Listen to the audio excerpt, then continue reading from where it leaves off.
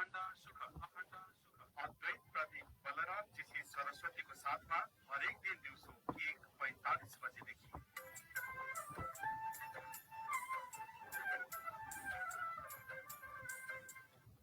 नमस्कार।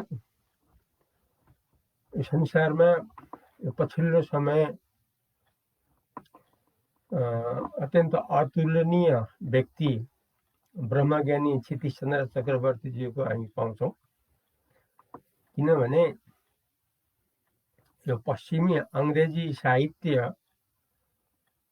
को अत्यन्त गहिरो अध्ययन हुनुका साथै यो वैदिक विद्यामा पनि सम्पूर्ण विषयमा सर्वज्ञता अर्थात् सबै कुरा जान्ने यस्तो अतुलनीय व्यक्तित्वको नाम हो ब्रह्मज्ञानी क्षितिशचन्द्र चक्रवर्तीजी। उहाँको बारेमा हामीले जति धेरै जान्न सक्छौँ त्यति धेरै हाम्रो जीवन सफल निश्चित रूपमा हुन्छ। त्यो सफल के भने एउटा त व्यावहारिक रूपमा सफलता, अर्को पारमार्थिक रूपमा सफलता, अर्थात् यो जीवन संसारमा रहँदासम्म पनि अत्यन्त सफलतापूर्वकको जीवन र मुक्त रूपले सदाका लागि रहिरहनलाई पनि अत्यन्त आधार भएको यस्तो ब्रह्मज्ञानी क्षितिशचन्द्र चक्रवर्तीजीको विषयमा उहाँको जीवनीको प्रसङ्गमा केही दिन यतादेखि चल्दै आइराखेको छ, भन्दै आइरहेको छ र जीवनीको प्रसङ्गमा थप प्रसङ्ग के छ भने उहाँ नेपालमा करिब 26 वर्ष यो राणाकालीन समयमा अङ्ग्रेजी विद्या र गीता शास्त्रको अध्यापन गरेर बिताउनुभयो र उहाँलाई सहुलियत अरू प्रोफेसरज्यूहरूको भन्दा, प्रिन्सिपलको भन्दा धेरै गुणा बढी दिइएको थियो। त्यति बेलाको राणाहरूको व्यवस्था अनुसार अर्थात् 60-70 नेपाली रुपियाँ महिनाको मासिक तलब अरूलाई हुँदा उहाँलाई 700 भारु दिने गरिएको थियो। तर यो श्री चन्द्र शमशेरको हुकुमबाट भएको हुनाले त्यसमा विरोध गर्नु सजिलो थिएन। यसैले मौन स्वीकृति नै अरू साथीहरूबाट पनि हुँदै आइरहेको थियो। तर 2007 साल को राजनीतिक उथलपुथल जो आयो नेपालमा त्यसको केही न केही प्रभाव पनि उहाँ ब्रह्मज्ञानी क्षितिशचन्द्र चक्रवर्तीज्यूको समकक्षीहरूमा पनि पर्न गयो। अर्थात् त्यो उथलपुथलको समय पारेर अरू प्रोफेसरज्यूहरूबाट विरोध आयो कि एउटै पदको लागि यति धेरै तलबको भिन्नता किन?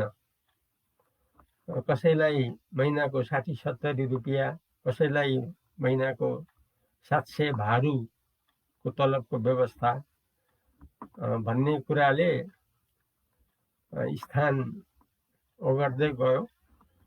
कटुता र घोचपेच बढ्दै गयो। आखिरीमा ब्रह्मज्ञानी क्षितिशचन्द्र चक्रवर्तीज्यू 2007 सालमा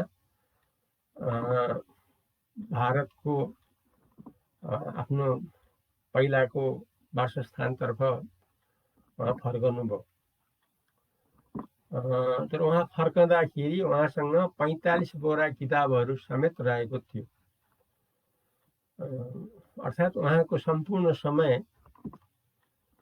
यथार्थ संसारको सबै कुरा जानकारी लिएर अनि सत्य वस्तुको सबैमा जानकारी गराइराख्नु। अब सबैभन्दा सत्य वस्तु त संसार सबैको वास्तव स्वरूप त परमात्मा नै हो। त्यही कुरालाई नै उहाँले मुख्य स्थान दिनुभयो। किनभने उहाँले 26 वर्ष नेपाल बस्दा सुरुको 5-6 वर्षमै 4-5 वर्षमै उहाँले परिपूर्णता अर्थात् ज्ञानी अर्थात् ब्रह्मज्ञानी भइसक्नु भएको थियो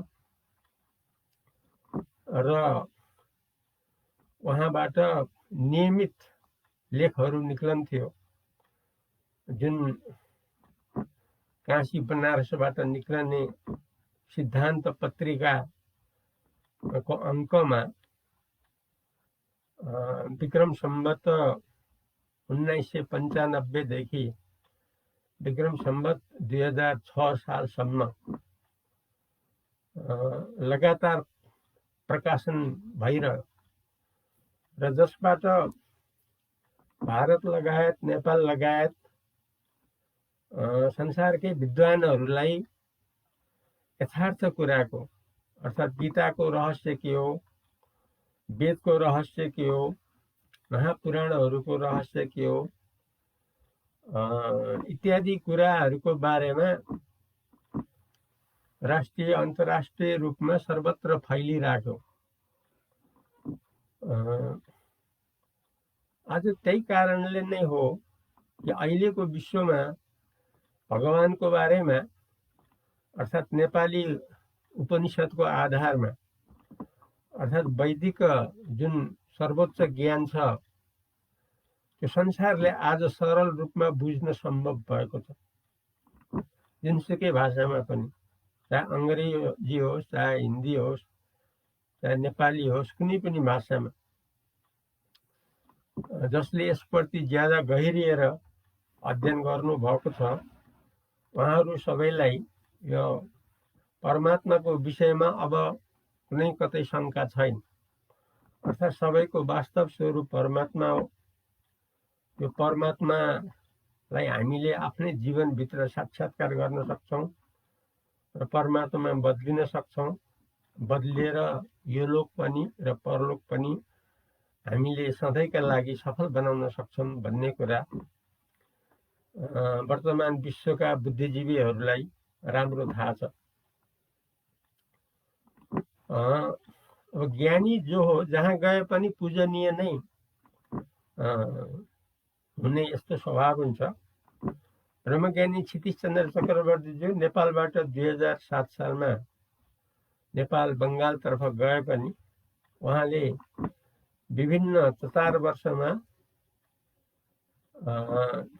यो नदिया जिल्ला पश्चिम बङ्गालको ती क्षेत्रहरूमा 3 क्याम्पसमा प्रिन्सिपल हुनुभयो पटक पटक गरेर, अर्थात् लगभग 4 वर्षको अन्तराल। अनि विक्रम सम्वत 2011 सालको कुरा हो, नेपाल काठमाडौँमा एउटा भव्य दार्शनिक सभाको आयोजना हुन गएछ। त्यसमा राष्ट्रिय अन्तर्राष्ट्रिय ख्याति प्राप्त गर्नुभएका दार्शनिकहरूलाई बोलाउने प्रबन्ध भएको रहेछ र त्यसको मुख्य अतिथिमा त्यति बेलाको श्रीपाद युवराज महेन्द्रको उहाँको आतिथ्यमा आयोजना भएको रहेछ र त्यो दार्शनिक सभामा ब्रह्मज्ञानी क्षितिशचन्द्र चक्रवर्तीज्यूलाई पनि निम्त्याइएको रहेछ र उहाँ भारतको बङ्गालबाट काठमाडौँ आउनुभयो र उहाँले त्यो सभामा भाग लिनुभयो।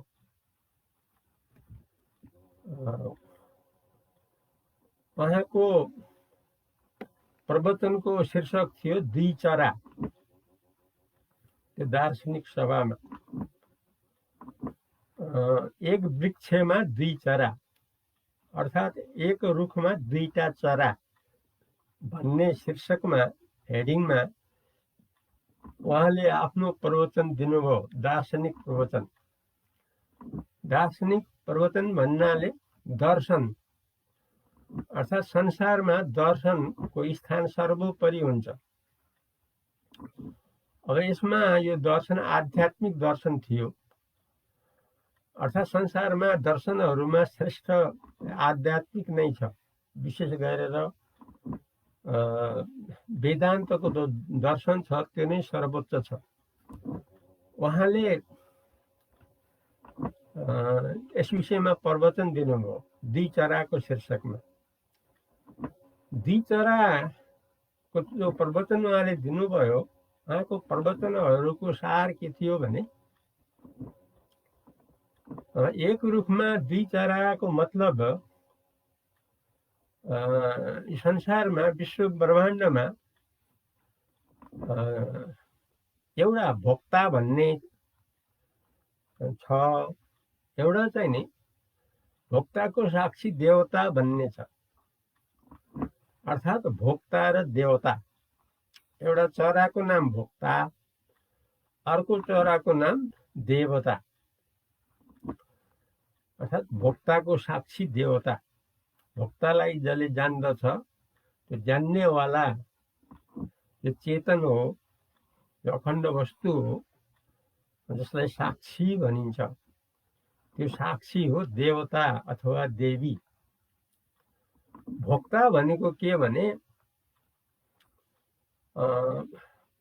यो भोक्ता बुझ्नलाई यो भोक्ता तीन किसिमको यो शब्द छ। जस्तो भोक्ता, भोग्य, भोग। भोग्य माने भोग्न लायक कुरा, विषय प्रपञ्च, स्त्री प्रपञ्च अथवा कुनै पनि विषय भोग, यसलाई हामी भोग्य पदार्थहरू भनिन्छ। जसलाई हामीले भोग गरिन्छ, जसलाई हामीले भोगको आधार बनाइन्छ, त्यो चाहिँ नि भोग्य पदार्थ भयो। र त्यसलाई भोग्नेवाला बन्नु चाहिँ नि भोक्ता भाव भयो। जसले भोग गरिन्छ, भोग गर्ने चाहना हुन्छ, यस्तोलाई भोक्ता भनिन्छ। भने भोक्ता भावले भोग्य वस्तुहरूलाई अथवा विषय प्रपञ्चहरूलाई भोग गरिरहनु, त्यो क्रियापूर्वक त्यसलाई भोगको रूपमा कार्यान्वयन गरिरहनु, यस्तो भोक्ता, भोग्य, भोग भन्ने यस्तो छ। यसलाई छोटकरीमा भोक्ता भनिन्छ। अब भोक्ता भनेको वास्तवमा मानिस चाहिने भोक्ता हो। चाहे आइमाई, चाहे लोग्ने मान्छे, चाहे बच्चा, चाहे युवा, चाहे वृद्ध वृद्धा, जति पनि हामी मानिस छौँ, वास्तवमा सबै मानिस भोक्ता हो। कुनै न कुनैलाई उसले भोग गरेर रहिराखेको छ। कुनै पनि विषयलाई लिएर उसले त्यो भोग गरिराखेको छ। भोग गर्ने उसको इच्छा छ, लालसा छ, चेष्टा छ। भोग गरेर ऊ सन्तुष्टि हुने उसको स्वभाव छ। भोगका लागि नै उसले आफ्नो समय बिताइराखेको छ। त्यो कुनै प्रकारको भोग होस्, या सामाजिक होस्, या राजनीतिक होस्, या आर्थिक होस्, या सम्भोग आदिको विषय होस्, जुनै पनि विषय होस्, मानिस भनेको भोक्ता भाव हो, भोग गर्ने भाव। यो चाहिँ नि एउटा चराको नाम हो। भने अर्को चराको नाम यी सबैदेखि अलग्गै, यी सबैलाई जान्नेवाला, यी सबैलाई अलग्गै रूपमा जानेर सदा सर्वदा अखण्ड अर्थात् सधैँ रहिरहनेवाला, जो सधैँ अमर अविनाशी हो, यस्तोलाई भनिन्छ साक्षी देवता अथवा साक्षी देवी।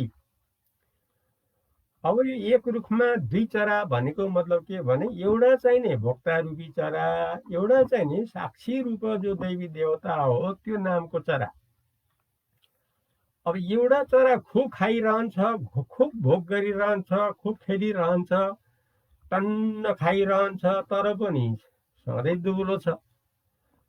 तर अर्को चरा केही पनि खाँदैन, केही पनि गर्दैन, आनन्दले एकनासले रहिराखेको छ, तर पनि सधैँ हट्टाकट्टा छ, सधैँ निरोगी छ, सधैँ परिपूर्णता छ। यस्तो जो चराको नाम हो यो चाहिँ नि साक्षी रूप देवी देवता रूपी चराको नाम। अर्को जो चरा छ खान्छ, सुत्छ, हिँड्छ, चिताउँछ, सारा गर्छ, तर सधैँ दुब्लो छ, सधैँ दुःखी छ, सधैँ चिन्तित छ, यो भोक्तावाद। यसरी उहाँले सुरु गर्नुहुन्छ दार्शनिक सभाको प्रवचनमा। अब यसको प्रसङ्ग हामी अगाडि भोलि भन्ने छौँ, किनकि हाम्रो 15 मिनट समय सिद्धिन गएको छ।